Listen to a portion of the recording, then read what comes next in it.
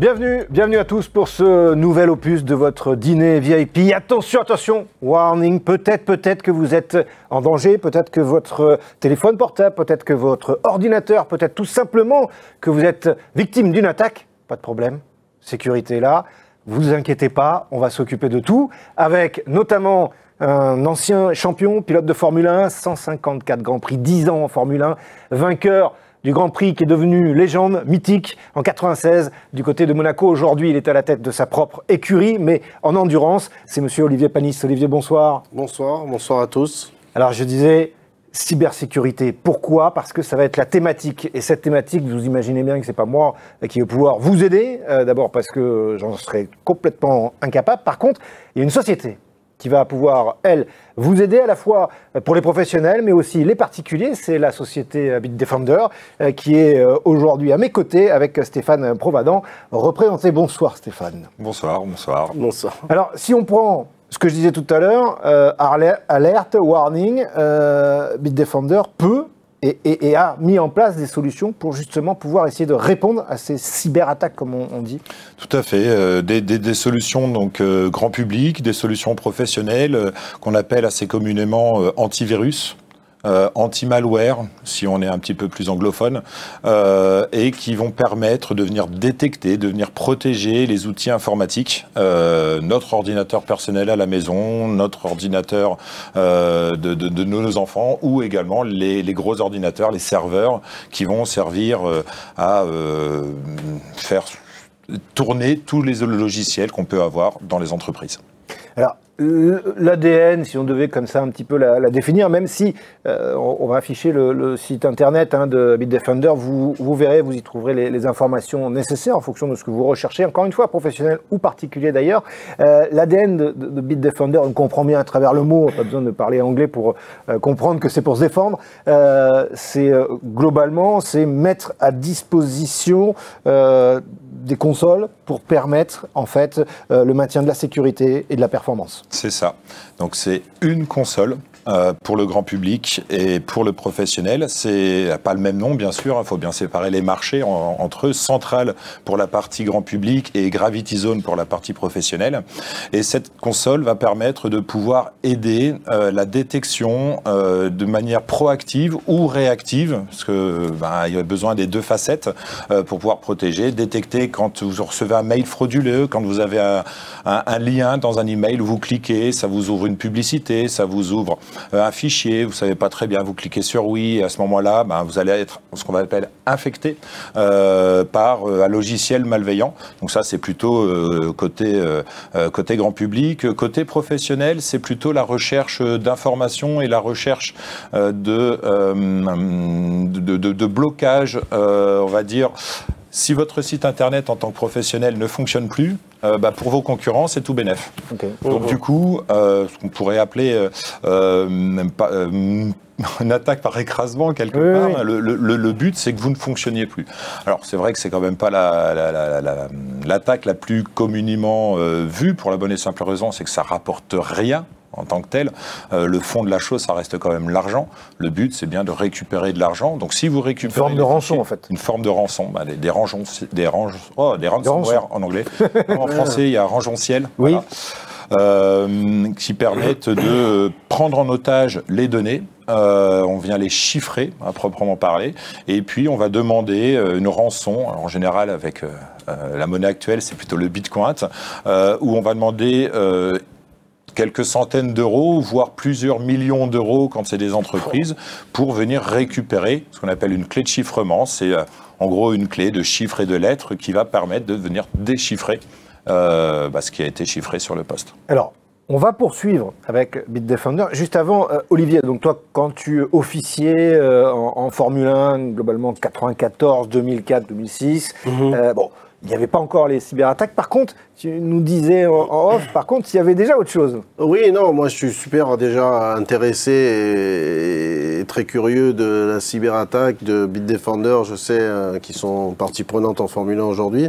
Mais nous, nous c'était à petite échelle, on savait qu'à un moment donné, on a su que des autres teams nous écoutaient.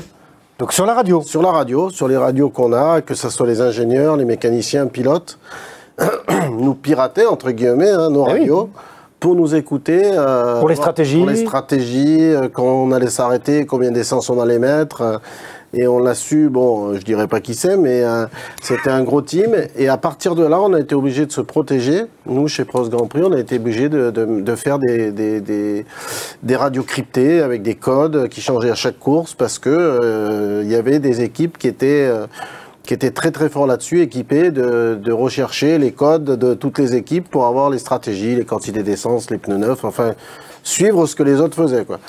Donc vous voyez, on a évolué quelque part, évolué malheureusement, hein, c'est-à-dire que les hackers ont évolué dans cette capacité à aller dans la cyberattaque. Alors, on va rester sur ce que tu disais, Stéphane, et on va prendre l'exemple, puisque maintenant Olivier est à la tête de son écurie Panis Racing. On va afficher le site internet, d'ailleurs, si vous êtes passionné de voitures et ou si ça vous intéresse d'en savoir un petit peu plus, vous verrez, ça vient de sortir des 24 heures du Mans, d'ailleurs, avec son équipe. Alors, on prend le cas de Panis Racing. Demain, Bitdefender, Panis Racing peut faire appel à Bitdefender pour se couvrir tout au long de la saison, puisque je rappelle qu'il court en championnat d'Europe notamment et aux 24 heures du Mans, des enjeux colossaux en termes financiers. Qu'est-ce que alors Bitdefender pourrait apporter du côté de Panis Racing ?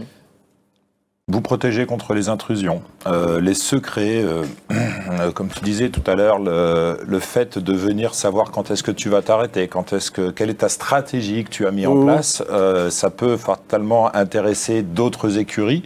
Le but étant de pouvoir prévenir le fait que une autre écurie a pu engager un hacker, un pirate, à venir récupérer ces informations. Ça peut être le fait de mettre des sondes, mais même principe, obligatoirement, à un moment donné, tu as été hacké, mais de mettre des sondes pour pouvoir venir écouter tes radios. Ouais, c'est ça. Ouais. Le cryptage va être entre deux radios. Ouais. Mais maintenant, entre deux radios, elles sont toutes informatisées aujourd'hui. Donc ça passe obligatoirement à un moment donné sur un disque dur d'un ordinateur. Eh bien, si on arrive à se pirater, à te pirater pour venir récupérer ces fameux fichiers audio, c'est parti. Donc là, le but, c'est de t'apporter une solution qui soit pas une boîte noire non plus. Hein. On va pas contrer des hackers avec d'autres hackers dans l'absolu. C'est t'apporter une solution qui va te permettre de venir détecter par où ils vont passer, par quel biais ils vont passer. Alors des solutions comme, ça peut évoluer, hein, c'est plus trop de l'antivirus, il y a toujours besoin de l'antivirus, mais on va aller sur des solutions qu'on appelle de l'EDR, de l'XDR, donc ce sont des solutions technologiques, de l'intelligence artificielle également, hein, des solutions technologiques qui vont récupérer des petits signaux faibles. Ta voiture se met à trembler plutôt à l'arrière gauche. Bon, potentiellement, tu as peut-être le pneu arrière gauche qui commence à avoir un problème ou la suspension. Et ben, on va faire un peu la même chose. Ici, on a vu tel et tel effet, telle et telle actions qui ont été faites, mais c'est pas normal. C'est pas malveillant, mais c'est pas normal. Mais quand on prend celle-ci, plus celle-ci, plus celle-ci, plus celle-ci, là, ça détecte quelque chose. Ça veut dire que pour Olivier, pour ses ingénieurs, lui, il est à la tête de l'écurie, mais pour ses ingénieurs, c'est un élément de défense, on l'a compris, mais complémentaire aux informations déjà que eux doivent récolter pour informer les pilotes. Le but, c'est d'être le plus transparent pour ces ingénieurs. Le but, c'est que ces ingénieurs puissent continuer de travailler comme s'il n'y avait rien. Bien sûr. C'est le but recherché chez nous aujourd'hui, en tout cas. Et donc, du coup, ce côté humain qui sera nécessaire à un moment donné, faut l'externaliser. Un SOC, du MDR chez Bitdefender, mais le but c'est de l'externaliser parce que ça va permettre de pouvoir faire continuer le travail des ingénieurs comme si de rien n'était. Potentiellement après la course, il peut y avoir un débrief en disant pendant la course on a détecté ça, on a bloqué ça, et potentiellement on a su que ça arrive d'ici, etc.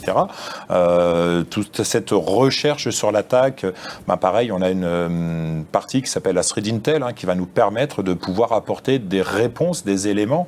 On pourrait pareil comparer ça au monde sportif sur le fait de dire il y a un ingénieur peut-être d'une team concurrente qui a été embauché chez toi et qui va être capable de pouvoir améliorer un process. Mais ça, on va savoir, l'autre équipe va savoir que c'est lui, entre guillemets. Mais ça, c'est répertorié. Nous, c'est la même chose. Il y a des attaques, il va y avoir des méthodes d'attaque en fonction de la localisation géographique. Ça vient de Russie, ça vient de Chine, ça vient du sud de la France. Ça, vous arrivez à donner l'information à Olivier Panis en lui disant, actuellement, on vient de déceler une attaque qui vient, je dis de Chine hein, ou du Soudan, enfin qu'importe, mais je veux dire, c'est pas forcément, il était là aux 24 heures du Mans, c'est pas forcément au Mans en fait. Ah non, clairement pas. Non, c'est même non. jamais proche géographiquement. C'est ça, ouais. Alors, Non, parce que le connaissant, si jamais vous lui dites, c'est l'écurie d'à côté, je pense, je le connais. Non, mais j'avertis les hackers. Hein. Même s'ils prennent toutes mes données, s'ils me demandent des millions d'euros, qu'ils les gardent. Hein. J'en trouverai toutes des données. Hein. Ah, t'es fou, toi. c'est pas le cas pour toutes les entreprises. Non, mais je malheureusement. rigole, je fais une Mais plaisanterie. assez d'accord. Alors, juste tout à l'heure, Stéphane, tu as dit MDR. Alors, vous comme moi peut-être, j'ai des filles à la maison. Bon, moi j'ai 3 filles. Alors MDR, pour moi à la maison, quand elle dit ça, papa, c'est mort de rire. MDR. Là, c'est une autre traduction peut-être. Oui, c'est une autre. C'est pas. C'est anglophone, hein, c'est Manage Detection and Response, c'est la détection et de la réponse managée, un terme qui est un peu plus connu sous le nom de SOC, hein, Security, encore anglais, hein, Ouais. Security Operating Center. C'est ni plus ni moins d'une comparaison des gens en télésurveillance de votre maison avec l'alarme. La caméra détecte quelque chose, on va dire le DR, l'alarme périmétrique à l'intérieur, bah ça va être l'antivirus. Il va y avoir quelqu'un qui a enjambé la clôture, c'est l'XDR. Eh bien, tout ça, ok, ça va faire une alerte. Mais est-ce que c'est pas le vent qui a fait cette alerte-là? Est-ce que c'est pas un élément extérieur? Et donc c'est là qu'il va y avoir ce fameux MDR, ce SOC managé, pour venir regarder les caméras, vérifier qu'il y a bien quelqu'un, il y a bien une intrusion. Donc là, même principe dans l'informatique, c'est vérifier qu'il y a l'intrusion. Sauf que un MDR va aller plus loin. Parce que le but, c'est que, ok, il y a une intrusion, mais c'est de faire toute l'analyse forensique et de savoir par où c'est passé pour être sûr qu'il ne repasse pas. De colmater les brèches, un mur qui est fissuré ou un grillage qui est coupé, on va le raccommoder, on va le rattacher, on va remonter des briques. Même principe là, le but c'est de détecter et d'apporter le service et le conseil nécessaire au client pour que ça ne se reproduise pas. On essaye de limiter au maximum les risques en fait. Toi, Olivier, ça te parle Moi, ça me parle, bien sûr, ça me parle, je suis comme tout le monde, je vois la vitesse où va le monde, enfin moi, on en parlait tout à l'heure, moi, en 20 ans de temps, 20 ans, l'évolution qu'il y a eu, que ce soit dans l'automobile, avec tout ce qui est ordinateur, stratégie, données d'acquisition, protéger ces données, piratage des données, plus... Aujourd'hui, avant, tu avais une personne d'une équipe qui partait dans une autre équipe, il arrivait avec son ordinateur de Ferrari ou de McLaren, il ouvrait, bon alors celle-là elle marchait comme ça, on va faire comme ça.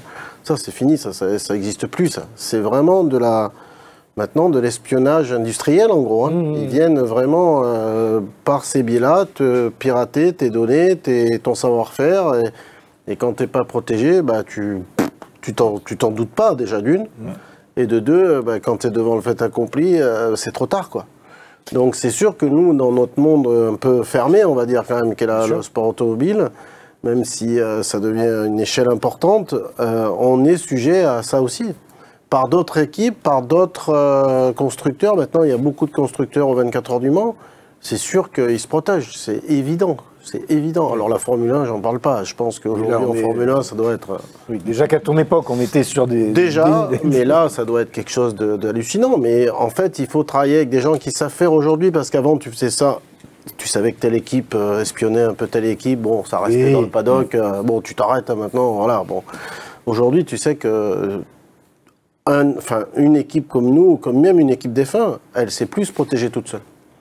C'est trop fort, on parlait de hackers, on parlait de ces gens-là, c'est quand même tous des génies, eux aussi, pour défendre. Enfin, je veux dire, c'est une vraie rivalité entre guillemets, pas de guerre, mais... Non, mais... Moi, la guerre de demain, pour moi, c'est ça. Personnellement, je dis pas pour tout le monde, mais la cyberattaque, c'est quelque chose qui peut être beaucoup plus violent et vicieux qu'une attaque d'armes. Bien sûr, et qui peut être beaucoup plus importante. Alors, Bitdefender vous imaginez bien, si on a pris la Formule 1 comme thématique de la F1 à la cybersécurité, chaque seconde compte. Bitdefender est dans le monde de la F1, on peut en parler? Oh oui, on sponsorise aujourd'hui la team F1 de chez Ferrari. D'accord, rien que ça. Ah vous auriez pu.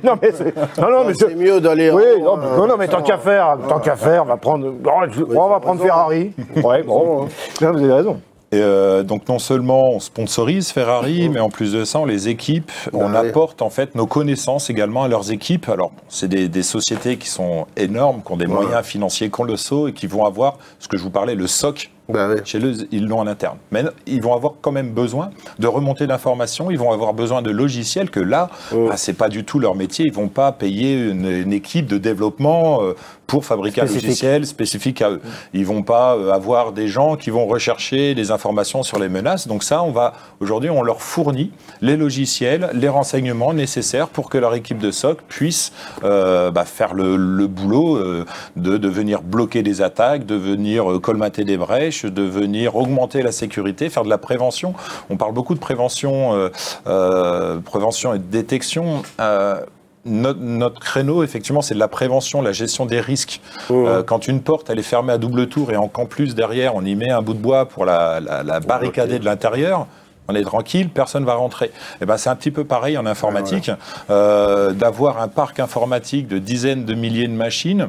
Normalement, on sait à peu près sur 99,99% de son parc ce qu'on a, mais il va y avoir toujours une petite faille quelque part. C'est clair. La prévention, elle va être là pour venir la détecter, cette faille, mettre au courant qu'attention, il y a cette faille-là, il pourrait exploiter cette chose-là. Donc, c'est d'apporter les outils, nous, c'est natif dans nos outils, et ça leur permet d'avoir ces informations supplémentaires dans leur infrastructure. En travaillant cette émission, sur le site internet de Bitdefender, quand même vous remettre, il y a une phrase que j'ai beaucoup aimée qui m'a interpellé, c'est maîtrise de l'excellence et donc de la performance. Ça veut dire que, en fait, c'est la capacité, finalement, que Bitdefender a de proposer, de rester dans l'excellence et donc de conserver sa performance. Demain, Olivier, toi, si tu étais pilote chez Ferrari, ça, tu vas me dire, c'est les ingénieurs, tout ça, qui vont gérer tout ça. Lui, en tant que pilote, quel est son lien, son rapport avec Bitdefender? C'est neutre pour lui? Oui, c'est neutre. D'accord. Nous, on n'a pas de... conduire. Voilà, nous, c'est qu'on puisse faire notre métier tranquille, sans s'occuper de ce qui pourrait... Parce qu'aujourd'hui, il y a tellement d'électronique dans une F1, si tu as un cyberattaque, vraiment un hacker ouf, il peut prendre ta voiture en... Non, mais il peut prendre ta voiture, enfin, je veux dire, comment on dit, il peut contrôler la voiture, il peut la mettre en panne, il peut te dire, bah là... Toi, tu vas te faire engueuler en disant, qu'est-ce que tu fais? Non, mais sérieux, il peut te mettre en panne, il peut te changer tes réglages, il peut... Ça existe, hein. Il y a toujours eu des suspicions des fois entre une voiture et une autre. Pourquoi? Personne ne sait te répondre. Moi aujourd'hui, avec toute l'électronique qu'il y a dans les voitures, je peux croire à ça. Ouais. Ça fait flipper, mais je peux croire à ça quand même. C'est de l'électronique, hein. Je veux dire, tout ce qui se gère dans une F1, c'est tout électronique aujourd'hui. Il y a des exemples. Ouais, vas-y, justement. Des exemples des voitures connectées qu'on a tous les jours, où des hackers se sont amusés à arrêter des voitures, à faire freiner des voitures, à mettre en panne des voitures, à récupérer des informations, changer l'adresse, on va dire, de destination au travers du GPS, etc. C'est connu, c'est une notoriété publique. Chez plusieurs marques, en fait, la problématique, c'est pas l'électronique en elle. Oui. Parce que l'électronique, mais elle est communicante. Ouais, et du moment qu'elle soit communicante... Elle transmet, en fait. Et elle transporte et elle transmet. Exactement. Et elle reçoit. Ouais, l'info. Si elle ne pouvait pas recevoir de l'information, elle ne pourrait pas venir de l'extérieur pour y rentrer. Ok. Et alors, c'est pour ça que je me suis fait prendre au radar. C'était pas moi. Alors, juste parce que je vois le chrono qui tourne, mais donc on a vu là, on a traité cette notion de protection, de maîtrise de l'excellence pour pouvoir conserver la performance. Bitdefender va sur tous les terrains, peut aller sur tous les terrains. Là, on était sur le domaine la course automobile parce que c'est l'univers d'Olivier, mais peut aller sur tous les autres terrains. Oui, aujourd'hui, on est ouvert à tous les marchés. On n'a pas de limitation. Notre console est, entre guillemets, sans limite. Après quelques petits termes techniques, c'est toujours un seul agent, c'est toujours une seule console. On va de l'EPP, on fait de l'EDR, de l'XDR, du MDR, on va faire du CSPM+. Alors, je vous passe ce que ça veut dire, mais le but... Mais globalement, ça s'adresse à tout le monde. Tous les types d'entreprises, quelle que soit leur taille. C'est ce que j'allais dire, TPE. Oui, c'est à partir de. Il me semble que le minimum. Alors, il y a plusieurs modes de licence, c'est un poste en fait. Ah ouais. Le minimum, c'est un poste, et après, vous en mettez. Oui, il y a obligatoirement une limite. Oui, mais enfin bon. Elle est assez loin aujourd'hui, avant qu'elle soit atteinte. Non, aujourd'hui, on protège des entreprises. Je parlais du marché français, parce que c'est celui francophone, c'est celui que je connais le mieux. Ça commence effectivement à 1-2 postes, et le plus gros aujourd'hui va dépasser les 160 000 postes en France. Donc c'est pas quelque chose, on n'a pas à avoir de limite, et certains vont avoir qu'une solution dite basique, de base de signature. La plupart, c'est plutôt des solutions d'EDR qui peuvent être conseillées et recommandées par l'ANSSI, l'ANSSI étant un organisme français qui va gérer toute cette partie cyber, on va dire. Donc de l'EDR, et puis qui vont de plus en plus avec du SOC, du MDR, parce que quand vous êtes dans une TPE, PME, ou même une PME un peu plus grosse, de, je sais pas, 500, 700 ordinateurs, 1000 ordinateurs, vous n'avez pas forcément les moyens de pouvoir recruter quelqu'un d'humain ayant les capacités de faire. Bah oui, donc du coup, on s'adresse à ce type d'entreprise, mais on s'adresse également à des entreprises, à la moyenne aujourd'hui chez Bitdefender, c'est entre 5 et 10 000 postes, à peu près l'ordre de grandeur, et c'est ce qui va nous permettre en fait de venir non seulement apporter les compétences extérieures, libérer du temps humain. Faut pas oublier que la cybersécurité, il y a 10 ans, ça prenait pas de temps, ça se débrouillait tout seul, et puis c'était réglé. Aujourd'hui, c'est du boulot d'équipes complètes, et qui doivent faire des formations, qui doivent apprendre en continu. Eh bien, on va leur proposer, leur rapporter ces compétences pour les aider à faire du 24 heures sur 24, 7 jours sur 7, par exemple. Un hacker, ça attaque pas le mercredi à 14h. On est bien d'accord. En général, c'est plutôt le samedi, dans la nuit de samedi à dimanche, à 2h du matin, quelque chose du genre. Disons qu'à un moment où il n'y a personne. Parce que c'est plus facile. Donc voilà, il y a un côté humain important. Il y a un côté humain important. Le logiciel ne suffit pas. Ça changera sûrement dans l'avenir avec l'intelligence artificielle. On y travaille. Il y a déjà des briques de machine learning chez Bitdefender et dans l'intelligence artificielle générative. Mais on a déjà vu ce type d'attaque. On a déjà vu ce schéma. Hop, on va l'appliquer pour tous nos autres clients. On va l'appliquer en termes mécaniques, quelque part, le logiciel, mais également en termes de humains. Parce que ce qu'on va détecter dans un des pays, notre SOC, on a presque une centaine de SOC analystes répartis aux États-Unis, en Roumanie, excusez-moi, et à Singapour. On fait ce qu'on appelle du follow the sun, si on est tranquille. C'est du suivi. C'est du suivi, tout à fait. Être sûr qu'il y ait toujours quelqu'un pour répondre quand il y en a besoin. Voilà. Et par exemple, Bitdefender, donc je vais garder mon exemple, collabore avec Panis Racing, stoppe à un moment donné un hacker, qui était en train de rentrer dans le système de Panis Racing et d'aller absorber les informations des ingénieurs. Votre rôle, là, il s'arrête où? Vous prévenez votre client Panis Racing et le hacker en lui-même. Qu'est-ce qu'on en fait quoi? Alors, nous, on est un outil qui va permettre déjà d'éviter que le hacker rentre, de détecter. Ensuite, de fournir, s'il a fini quand même par rentrer pour X ou Y raison, malheureusement, ce que l'humain fait, un autre le défait. Donc, eh bien, ça va être de fournir tous les outils nécessaires et toutes les informations nécessaires pour le côté juridique. On va faire dans cette partie-là, toute la partie d'usurpation d'identité, par exemple, notre MDR Enterprise, MDR+, nous permet d'avoir cette aide. On va vous aider pour éviter que votre identité continue d'être utilisée à des fins malveillantes. Voilà, c'est le même principe. On va vous accompagner, on va vous conseiller, on va vous rediriger potentiellement, chacun son métier quand même, sur le fait de... il faut contacter l'ANSSI, il faut contacter potentiellement les assurances, il faut... voilà. Ça, c'est ce que Bitdefender propose aussi dans cet accompagnement. C'est pour ça que je prenais cet exemple. Parce que t'es vite perdu, là, tout seul. Enfin, je veux dire, même si eux détectent, tu fais quoi, toi? À part prendre une machette et courir après le hacker? Non, mais tu peux rien faire. Mais non, mais je suis... C'est vachement important d'avoir d'avoir un suivi, un accompagnement, parce que Oui. moi, on me dirait demain, tu as été hacké, ouais, après, je fais quoi? Oui, c'est ça. C'est-à-dire que là, pour le coup, dans l'exemple que je prenais, Bitdefender va accompagner Planis Racing, Exactement. prévenir les personnes que toi, en tant que patron, on t'aura dit, bon, voilà, faut prévenir telle ou telle personne quand il se passe telle ou telle chose. Et après, nous, vu l'état de la chose, j'essaye de le résumer, hein, d'ici je me trompe pas. C'est important, ça. Hein. Vu l'état des circonstances, voilà ce qu'on vous propose en urgence de faire. Ça, c'est pas nécessaire parce qu'on l'a stoppé avant, etc. C'est exactement ça. On va apporter une partie de conseil. Hein, c'est le MDR par rapport à du SOC standard. Le MDR, c'est ça. C'est une partie de conseil pour vous accompagner. On peut s'appuyer sur des partenaires également. En fait, le but, c'est d'apporter tout ce qui est nécessaire avant, pendant et après. Voilà. Alors, parce que leur défile et que le sujet il est à la fois passionnant et aussi terriblement inquiétant, mais rassurant parce que des sociétés comme Bitdefender existent et donc du coup créent et modélisent des logiciels qui permettent et qui nous permettent d'ailleurs, à titre personnel aussi, hein, parce qu'on a vu que c'était fait pour le professionnel et pour le personnel, de pouvoir se sentir un petit peu en sécurité.